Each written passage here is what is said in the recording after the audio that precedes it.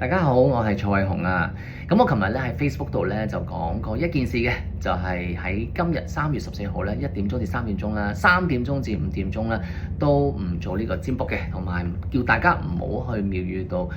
求神問卜咁樣啦。咁其實係點解咧？咁啊因為咧今日有一個血月嘅情況出現啦。咁喺古代嚟講咧，血月唔係一個咁好嘅現象啦。咁所以咧就係避免去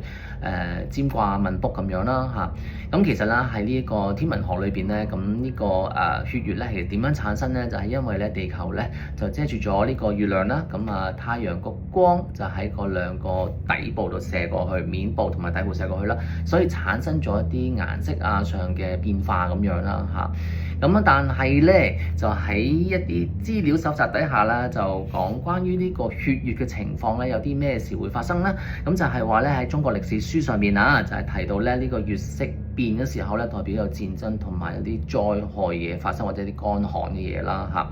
咁喺聖經啟示錄嗰度咧就講過咧，關於咧末日嘅時候咧，最後審判嘅時候咧，血月出現咧，其實係其中一個先兆嚟嘅。至於喺西洋占星學裏邊咧，就血月咧會帶嚟混亂啦，同埋一啲破壞性嘅變化啦。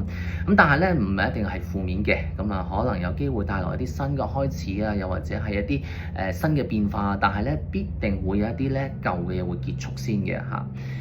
以往咧就有血月嘅情況出現嘅時候咧，有機會有金融風暴啦，有機會有戰爭啦，亦都係咧之前香港咧就爆發過一次咧 SARS 嘅時候，之前咧都有個血月嘅情況出現嘅。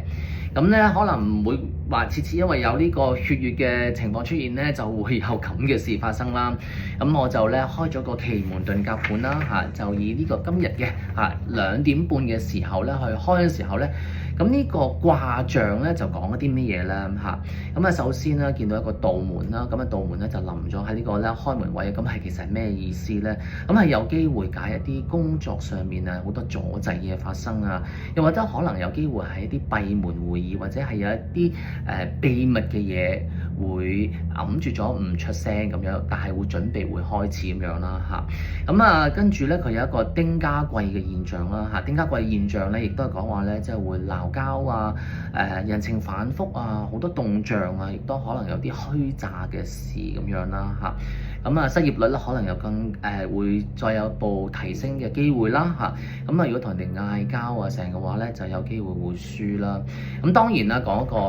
我哋叫做天象啦，影響咁大咧，尤其是係喺美國嗰度會見到多啲啦。應該咧就會喺美國度出現個成數會高少少嘅。大家可以即係對號入座啦，我哋叫做睇下點樣去套入呢個頭先我講嘅人情反覆啊、動盪多啊、鬧交會輸啊、啲虛詐之事啊，喺最近嘅經濟上面會發生一啲戰爭上面會發生嘅情況咁樣啦嚇。另外咧呢一個盤式裏邊啦亦都係一個反人盤啦嚇。反人盤即係時時反反覆覆啦，傷人破財唔開心嘅事咧亦都會發生啦。大家亦都可能咧會留意到一個最近嗰個股票市場啦突然間跌得好犀利喎嚇。呢度講就景門咧就落到一個水位當然會插水啦，我哋叫做但係佢因為佢喺個水位度啦，有機會咧就係反彈嘅係。尤其是一啲大型嘅股票一啲核心嘅股票地產醫藥